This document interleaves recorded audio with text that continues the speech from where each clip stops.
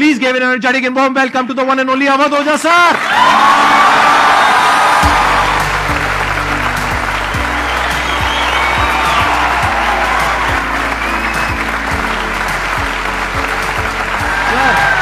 Hello sir, क्या हाल चाल? बैठिए जी, बैठिए। आइए। Thank you. इससे पहले कि ऑडियंस आपसे कुछ क्वेश्चंस पूछे, मेरे माइंड में एक क्वेश्चन आ रहा है। आईएएस में कितने लोग हैं जो हर साल उसके लिए अपीयर करते हैं? 5 से 6 लाख के आसपास। और सीट्स कितनी है? 1000 अप्रोक्सीमेटली। तो जिनका हो जाता है उनके बारे में तो सब बात करते हैं, जिनका नहीं होता है, जिन्होंने पूरी जान लगाई और जिनका नहीं हुआ, उनका क्या होता है? उनके रिश्तेदार उनकी चिंता करते हैं। वो फिर उनकी चिंता करते हैं।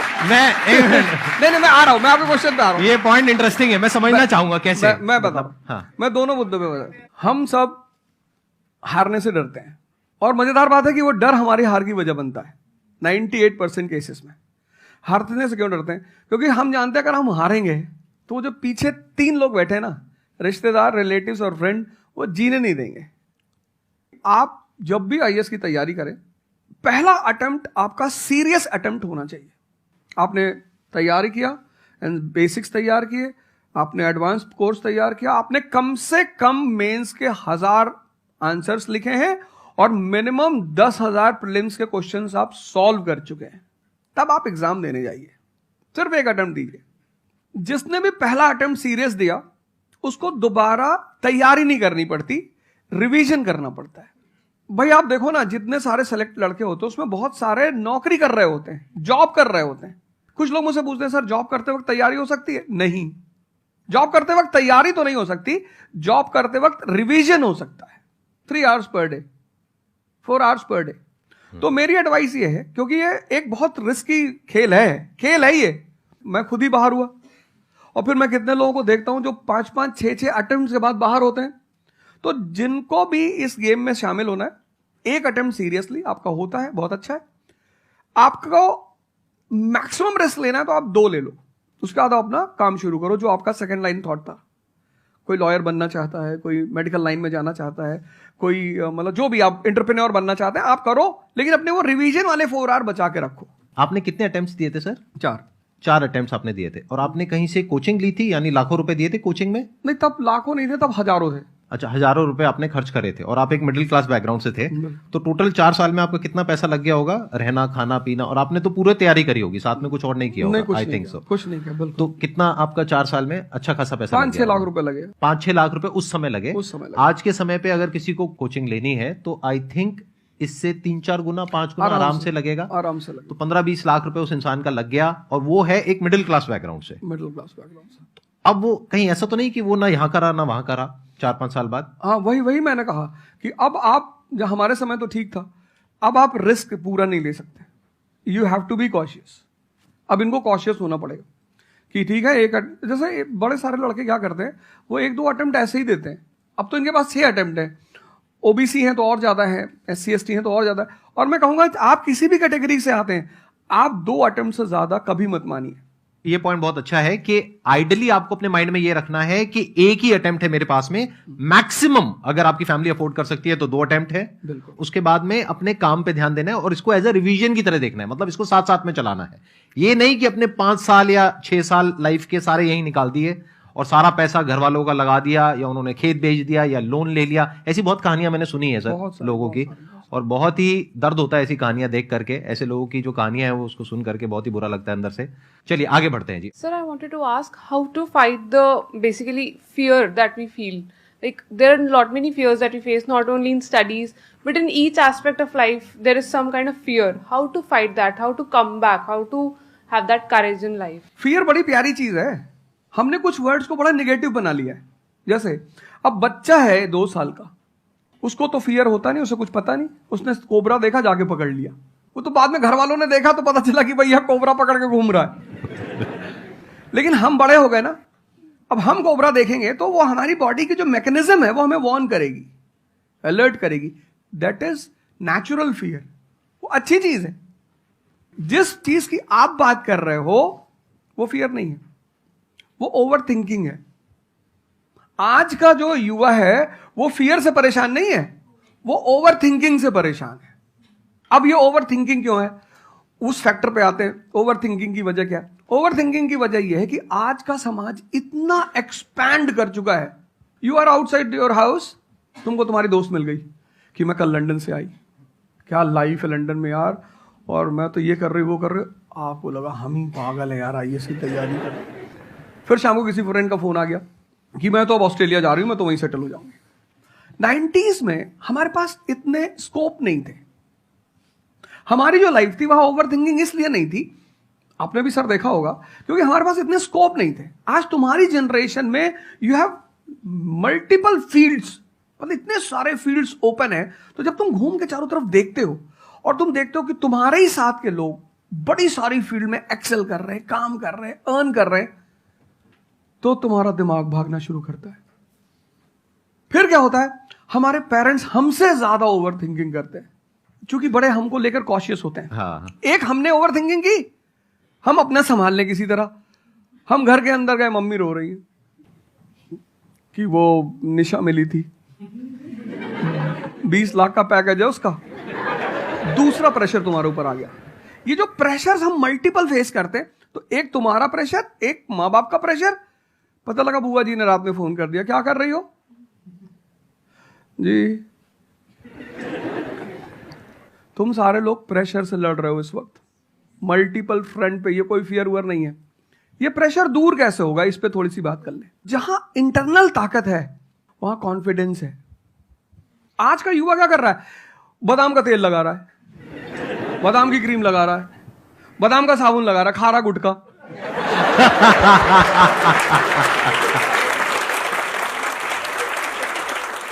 आप लोगों को चूंकि हर तरफ प्रेशर झेलना है, तो प्रेशर झेलने का सबसे अच्छा तरीका होता है इंटरनल पावर। तभी तो मैं जहां भी जाता हूं एक चीज रिपीट करता हूं, योगा करो, ध्यान करो। ध्यान करोगे मन ताकतवर हो जाएगा। सर, आपने जैसे कि अभी बोला कि मेंटल स्टेट के लिए एक्सरसाइज करो, योगा करो। तो पहले तो मैं फिजियोथेरेपिस्ट हूँ, ठीक है। मैं सुबह से मतलब योगा एक्सरसाइज है मेरा डेली रूटीन है, करना भी और कराना भी। उसके बाद भी at the end of the day मैं डिप्रेस हो जाती हूँ। ये नहीं कि मन नहीं लगता, इस चीज़ में ही मन लगता है, फैमिली से भी पूरा मन लगता है, ठीक है। उसके बाद भी end of the day depress हो जाती हूँ। तो उसको डिप्रेशन कैसे कम करी जाए? हम किसके साथ रहते हैं वो बहुत इंपॉर्टेंट है। मेरे एक दोस्त मेरे साथ आ रहे थे आज से करीब 7-8 साल पहले, धौला कुआं से। रात का टाइम था और हम दोनों, मैं गाड़ी चला रहा था, हम इंडिया गेट के सामने से निकले तो उन्होंने मुझसे कहा कि अब हम बुढ़े हो गए हैं। मैंने गाड़ी रोकी, मैंने कहा उतरो। तो उन्होंने कहा कि क्या हुआ? मैंने कहा उतरो, तो उतरो जरा। उतर गए, मैंने दरवाजा बंद करो, चले गए। आज तक मैंने उनसे बात नहीं की। वो उनसे पूछते हैं आज, अब तो खैर बात ही नहीं होती, पर वो बहुत उन्होंने कोशिश की कि अब क्या हुआ? तुम दिन भर अपने आप को मोटिवेट करती हो, काम करती हो, जब तुम वापस घर में आती हो, अपने समाज में जाती हो, तो सब तुम्हारे मेंटल स्टेटस का थोड़ी है, वो तुम्हारी सारी ऊर्जा को खींच लेते हैं। इसीलिए तो माँ बाप हमारी संगत पे बड़ा ध्यान देते हैं। तुम्हें लगता होगा कि माँ बाप कितने बदमाश हैं, माँ बाप भगवान हैं। उनका एक्सपीरियंस तुम अपने दोस्तों को लेके जाया करो उनके सामने। कोई अल्ट्रासाउंड क्या करेगा जितना माँ बाप करते हैं, कोई स्कैनर क्या करेगा, सही बात है, देख के कोई 2 मिनट फोटो में कैमरा बता क्या देगा। फोटो खींचेगी, देख के बता देते हैं। बहुत दुष्ट है ये, इसकी आंख के नीचे देखो यहाँ निशान है, बहुत दुष्ट है ये। और वो लॉजिक भी बड़ी अच्छी सी देते हैं, कोई कुछ भी देते हैं लेकिन बड़ा अच्छा सा लॉजिक देते हैं। तो ये हमारे साथ होता है। इसलिए हमें पहले गुरुकुल भेजा जाता था, और आज की हमारी सोसाइटी इसको सिर्फ नेगेटिव दिखाई पड़ रहा है। मैं अभी अब घर गया था, हमसे लोग कह रहे भैया 24 का चुनाव लड़ोगे? मैंने कहा यार पॉलिटिकल पार्टियां कह रही कि तुम सीधे प्रधानमंत्री बन जाओ। अननेसेसरी परेशान किए हुए, अननेसेसरी दूसरों से मत। और ये एक जगह का नहीं है, ये यूनिवर्सल हो चुका है। तुमने कह दिया कि मैं आईएएस की तैयारी कर रही हूं, अरे नहीं होता किसी का। तिवारी जी की लड़की दी थी, 2 साल बाद पागल हो गई। तुम इतने डिप्रेस समाज में रह रहे हो। वो तो महेश्वरी जी जैसे लोग हैं जिन्होंने बहुत लोगों को जिंदा कर रखा है। Thank you sir.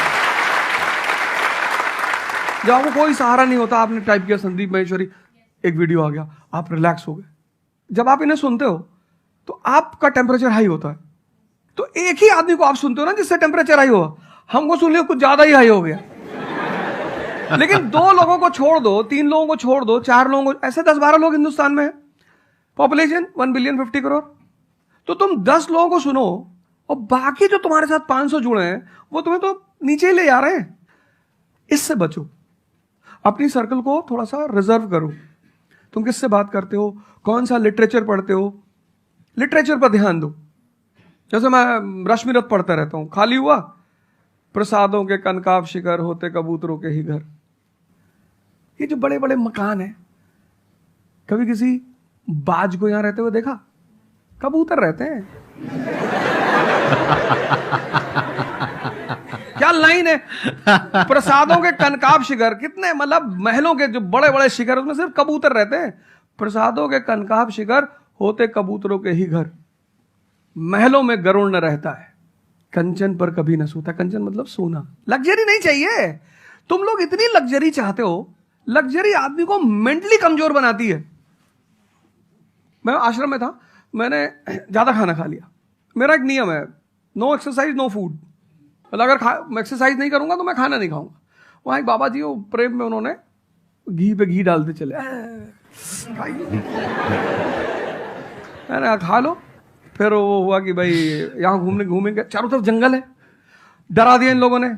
एक बार एक भालू एक आदमी की टांग काट के ले गया। अरे मैंने कहा आज कोई भालू नहीं आएगा, मैं जाऊंगा। फिर मैंने 4-5 लोगों को तैयार किया अपने साथ, उनको थोड़ा मोटिवेट किया कि जंगल में घूमने से ऑक्सीजन लेवल बढ़ता है। वो लोग भी तैयार हो गए कि चलो।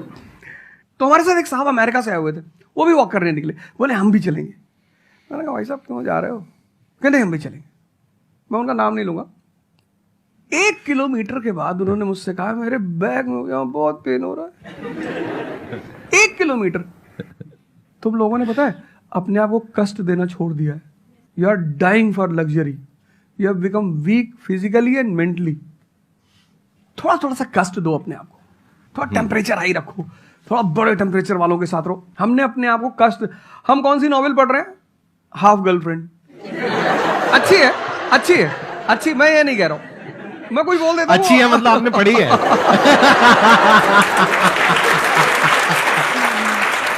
नहीं फिर कोई पकड़ निकाल लेगा, कोई वो क्लिपिंग निकाल लेगा, ओ गाली दे रहे थे।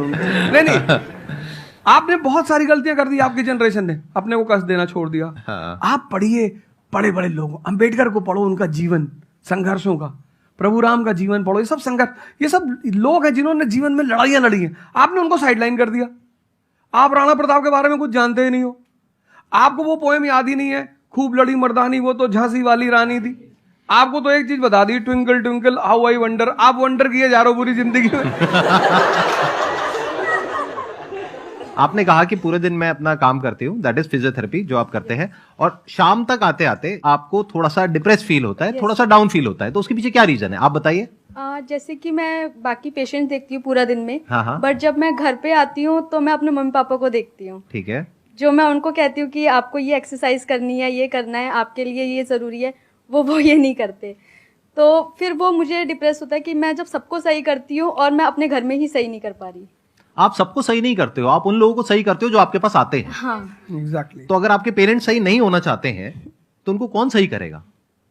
बेसिकली हमारी प्रॉब्लम क्या है कि जो नहीं करना चाहता उसको भी करवाना चाहते हैं। एग्जैक्टली। फॉर एग्जाम्पल, आप में से यहाँ पे कुछ लोग बैठे हैं और बैठे हैं जो कहते हैं कि भाई आप कुछ भी बोल दो, हम तो जैसे थे वैसे ही रहेंगे, उखाड़ लो जो उखाड़ सकते हो, आप अकेले आ जाओ, आप साथ में ओझा सर को ले आओ, आप 10 को ले आओ, हम तो नहीं बदलने वाले। उनका कोई कुछ कर सकता है? समझ गए? तो यहाँ पे किसका एक्चुअल में किसकी लाइफ बदलने वाली है? यहाँ पर हो सकता है कुछ साल बाद आप ही में से कोई यहाँ पर बैठा होगा, बट वो इंसान कौन होगा? जो खुद अंदर से बदलना चाहता है ना। Yes sir, thank you sir. Please have a seat, बैठिए। मेरा संदीप सर से ये क्वेश्चन है कि जैसे हम लोग जब आपकी वीडियोस देखते हैं तो हम लोग मोटिवेटेड हो जाता है कि हम लोगों को गवर्नमेंट से या फिर इन सब फील्ड्स में छोड़ के अपना कुछ स्टार्ट करना चाहिए जिससे देश में एंटरप्रेन्योर्स या फिर जॉब्स बढ़े। फिर हम लोग देखते हैं आप लोगों को कि भाई यूपीएससी में एक ऐसी पावर होती है जो हम करना चाहते हैं वहाँ पे हमको डायरेक्ट पावर मिलती है। जैसे कि मैं अगर एजुकेशन के फील्ड में कुछ अच्छा करना चाहती हूँ तो हमारे पास डायरेक्ट पावर होती है कि हम लोग वहाँ से कर सकते हैं। तो मैं ऐसा, मेरे पास ये क्वेश्चन फिर मतलब दोनों में कॉन्ट्राडिक्शन चलता रहता है। ना कॉन्ट्रडिक्शन नहीं चल रहा है, इसे कॉन्ट्रडिक्शन नहीं कहते, इसे कंफ्यूजन कहते हैं। मतलब एक गोल होता है ना, या फिर एक मतलब हमारे पास एक टारगेट होता है कि हम ये काम करने के लिए यूपीएससी में जा रहे हैं। नहीं, सरकार जो कहेगी वो करना है। हाँ, I was about to say that. आपका क्या गोल है? आप क्यों कर, और आप आपका नेता क्या थोड़ी है, target आपकी पार्टी का मैनिफेस्टो थोड़ी है, घोषणा पत्र। आप एक राजपत्रित अधिकारी हैं, गैजेटेड ऑफिसर। आपका जो मिनिस्टर होगा फोन मिलेगा, मैडम जी हाँ ये कस्तूरबा गांधी प्लान में अभी तक कितना काम हुआ? जी sir, I give the review in the evening sir. Okay, thank you, ठीक है मैडम, बाय, खत्म। सो आपका कहने का मतलब है कि जो सिविल सर्वेंट बनते हैं या आईएएस ऑफिसर बनते हैं उनके पास कोई पावर नहीं होती? पावर होती है जब तक जनता अपनी पावर नहीं समझती। आज की डेट में इस देश में पावरफुल कौन है? जनता। We the people of India solemnly resolve. Yes sir. ये जनता बेचारी पावर जानती है तो डीएम का ऑफिस में चले जाते, हुजूर। इसको बेचारे को पता है, नेता देखा, मेंबर ऑफ पार्लियामेंट देखा, क्या पैर छू लिए, तेरे फूफा है? नहीं भैया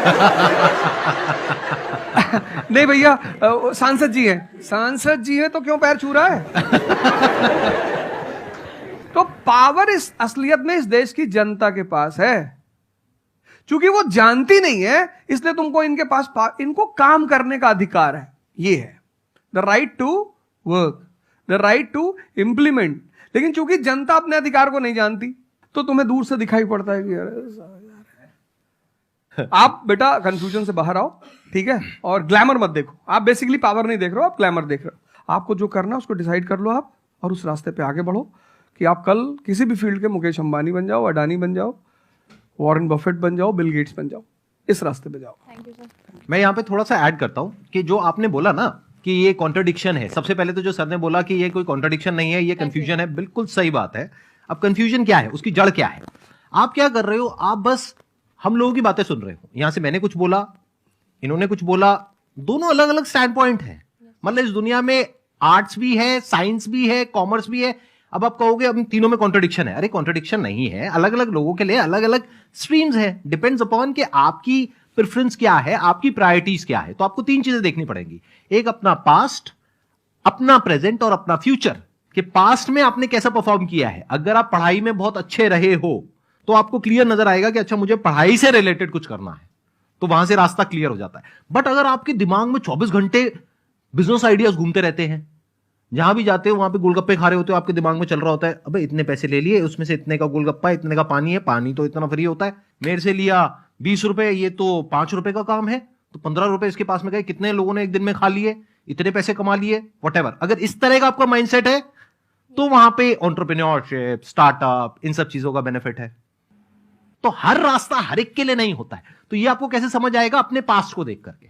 दूसरा, अपने प्रेजेंट को देखो कि आपके पास में क्या रिसोर्सेज हैं। सोचने से क्या होता है, आपको ये भी तो देखना पड़ेगा आपके पास में क्या रिसोर्सेज हैं। उसके बेस पर आप सोच सकते हो ना। कल को आप कहो कि मैं एक ऐसी एक टेलीकॉम कंपनी लॉन्च करूंगी जो कि जियो को कंपटीशन देगी, ठीक है, सोच लो। कुछ नहीं होगा।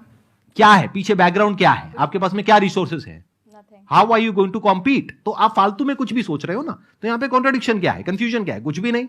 तो जब आपके रिसोर्सेज ही आपको अलाउ नहीं कर रहे वो करने के लिए, तो सोच क्यों रहे हो? तीसरा, फ्यूचर में आप अपने लिए कैसी लाइफ चाहते हो। जैसे सर ने कहा कि पावर नहीं मिलती है वहां पे सर्व करना होता है। इस गलतफहमी से बाहर आ जाओगे, वहां पे पावर मिल जाएगी। पावर तो पूरी की पूरी एक हिरार्की है, जिस हिरार्की में टॉप पर पब्लिक बैठी है एक्चुअल में, वो हमें पता ही नहीं है। हमारे हाथ में पावर है, किसको वोट करना है, किसको पावर में लेकर के आना है। फिर उनकी पावर के अकॉर्डिंग आगे पावर का डिस्ट्रीब्यूशन होता है, पॉलिसीज का डिस्ट्रीब्यूशन होता है, फिर उसको इंप्लीमेंट करना होता है। तो आपको देखना है कि आपको एग्जैक्टली लाइफ में चाहिए क्या है। कि अगर आपका माइंड है बहुत ज्यादा क्रिएटिव, कि आपको हमेशा दिमाग में आइडियाज घूमते रहते हैं कि कुछ अजीब करना है, कुछ अलग करना है, ये करना है, वो करना है, तो फिर वो रास्ता आपके लिए नहीं है। क्योंकि वहां पे आपके पास में पावर नहीं है, रिस्पॉन्सिबिलिटी है। But once you go in the entrepreneurship space, वहां पे रिस्पॉन्सिबिलिटी नहीं है, वहां पे पावर है, पावर टू क्रिएट। अब आपको देखना है कि एट द एज ऑफ 42, 48 आप किसके जैसा बनना चाहते हो। अगर एक टीचर बनना चाहते हो तो ये रास्ता है। उसके अलावा जिन्होंने यूपीएससी को क्रैक किया है उन लोगों का आप लाइफस्टाइल देख सकते हो। वैसे बनना चाहते हो, बहुत बढ़िया। मेरे जैसा बनना चाहते हो, बहुत बढ़िया। किसी और के जैसा बनना चाहते हो, बहुत बढ़िया। बट किस बेस पर? अपनी पर्सनालिटी को देखो ना, क्या लाइन हो रहा है। सर एक्चुअली आपका सेशन देख के मैं पब्लिक स्पीकिंग सीख रहा हूँ, तो कॉन्फिडेंस बढ़ाने के लिए जो आसपास के स्कूल है ना, स्कूल क्लासेस जो है उनके पास मैं जाता हूँ बच्चों को थोड़ा सा ये करने के लिए। तो मैं जाके वहाँ पे रश्मि रथी सुनाता हूँ, मेरे को आती है थोड़ी थोड़ी, तो मैं वो सुनाता हूँ। छत्रपति शिवाजी महाराज के बारे में सुनाता हूँ। तो उन बच्चों का मैंने थोड़ा नोटिस किया, तो वो क्या कह रहे थे मुझे कि सर जो टीचर है अभी जो सिखा रहे वो बस सब्जेक्ट के बारे में बताते हैं और बोरिंग तरीके से सिखाते हैं, ना कोई एक्स्ट्रा कुछ एक्टिविटी नहीं करवाते, कुछ नहीं करवाते। और जब ऐसा कोई एडिशनल गेस्ट आता है जो कुछ एडिशनल सिखाता है, तो उनका माइंडसेट थोड़ा चेंज होता है कि सामने वाले टीचर से भी वो वही एक्सपेक्ट करते हैं। तो मुझे कभी कभी लगने लगा है कि मैं जाके गलत कर रहा हूँ या वो टीचर का, वो स्टूडेंट का देखने का नजरिया बदल रहा है, तो वो वहीं से वो एक्सपेक्ट कर रहा है और उनका मन वहीं पे नहीं लग रहा है वो सब्जेक्ट में। तो अभी मैं क्या काम करने के दो तरीके हैं। एक, आपको काम करना ही है, कोई ऑप्शन नहीं है। एक है आप किसी भी कीमत पे काम करना चाहते हो। जैसे मैं किसी भी कीमत पर पढ़ाना चाहता ही हूं। इसने मुझे इज्जत दिया, सम्मान दिया, प्रेम दिया। मैं एक शादी में गया था 2 दिन पहले, लोग दूल्हे उल्हे को छोड़ के मेरे पास आ गए। दूसरा बेचारा प्रोसेशन में आ गया कि यार हमसे मैसेज किया हुआ तुम यहां से चले जाओ। तो उनके भाई ने मुझे मैसेज किया, बड़े भाई ने कहा वो यार तुम यहां से जाओ, शादी नहीं हो रही है। मतलब वो द्वार चार वगैरह सारा प्रोग्राम था, वो सब बाहर हो जाओ सर, हो जाओ सर। तो हमारा जो देश का शिक्षक है उसके मन में कोई मोटिवेशन नहीं है कि वो क्यों पढ़ाए। जैसे हमारे घर मामा आए, हमारे उनके आने पे हम बड़े खुश होते थे कि मामा आए। क्यों? क्योंकि हमें पता था कि जब जाएंगे तो पैसा देके जाएंगे। इस देश के शिक्षक को, सरकार को कुछ ऐसा करना चाहिए कि उसके मन में एक मोटिवेशन हो कि 6 बजे का स्कूल है, वो सुबह 4 बजे पहुंच जाए।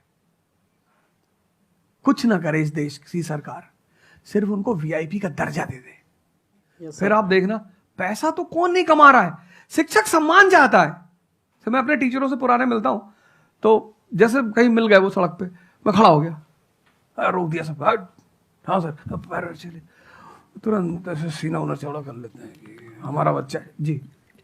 शिक्षक एक दुनिया की ऐसी लॉबी है जिसको सम्मान चाहिए। आप लोग कहीं भी अपने पुराने टीचरों को मिला करो, ठीक है, हो सकता है उन्होंने आपको कभी मारा हो, डांटा हो, कुछ बोला हो, लेकिन अब आप उनको थोड़ा सम्मान दे दिया करो, उससे बड़ा उन्हें फील होगा। हमारे देश के शिक्षकों के पास इनर मोटिवेशन की कमी है।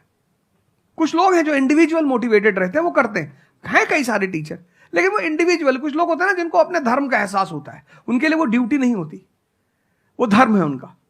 तो वो तो जैसे भाई आप जाके आप धर्म के रूप में कर रहे हैं, हाँ। 2-4 टीचर और भी कर रहे हैं, 10 टीचर और भी कर रहे हैं, लेकिन सरकार को, टीचरों को कुछ तो ऐसा करना चाहिए कि उन्हें फील हो कि नहीं यार ये हमारा देश है, ये हमारे बच्चे हैं, हमें इनको बनाना है और ऊपर उठाना है। तो अगर सरकार कुछ ऐसा कर देगी ना, सेल्फ मोटिवेशन दे देगी, अरे फिर तुम देखना इस देश के टीचरों को। सर इसमें आपसे बात करते करते ना मेरे माइंड में एक सॉल्यूशन आ रहा है, क्योंकि एज एन एंटरप्रेन्योर मेरे माइंड में सिस्टम्स एंड प्रोसेसेस घूमते हैं। मतलब मेरे माइंड में ये घूमता है कि कैसे एक प्रॉब्लम है उसको सिस्टम में कन्वर्ट कर दिया जाए, जो कि वो काम अपने आप हो जाए। क्योंकि ऐसे बहुत ही कम टीचर्स होंगे जो अंदर से मोटिवेटेड होंगे। तो ये थ्योरेटिकली तो बड़ा अच्छा लग रहा है सुनने में, बट हजारों में कोई एक आध होगा। बिल्कुल बिल्कुल। तो अब मेरा स्टैंड पॉइंट क्या है कि क्या हो अगर जैसे हम ई कॉमर्स वेबसाइट्स पे जाते हैं, वहां पे प्रोडक्ट के रिव्यूज होते हैं। रिव्यू कौन देता है? जो कस्टमर है।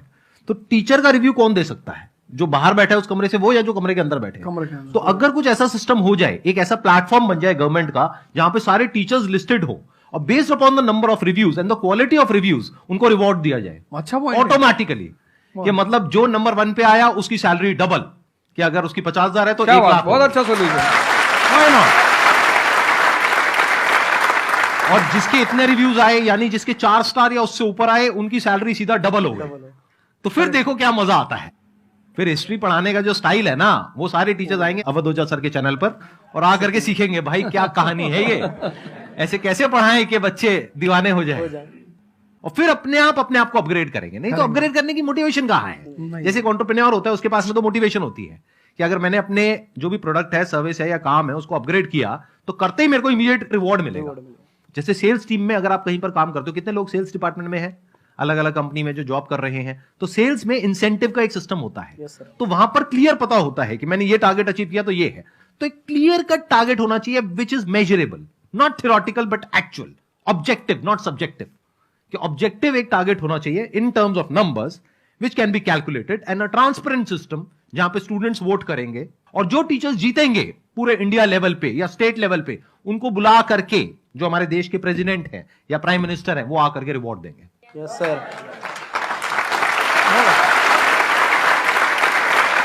Thank you so much sir आने के लिए यहाँ पर, दिल से धन्यवाद। मुझे बड़ा अच्छा लगा आपसे बात मुझे करके। बहुत अच्छा लगा यहाँ आके। Thank you so much.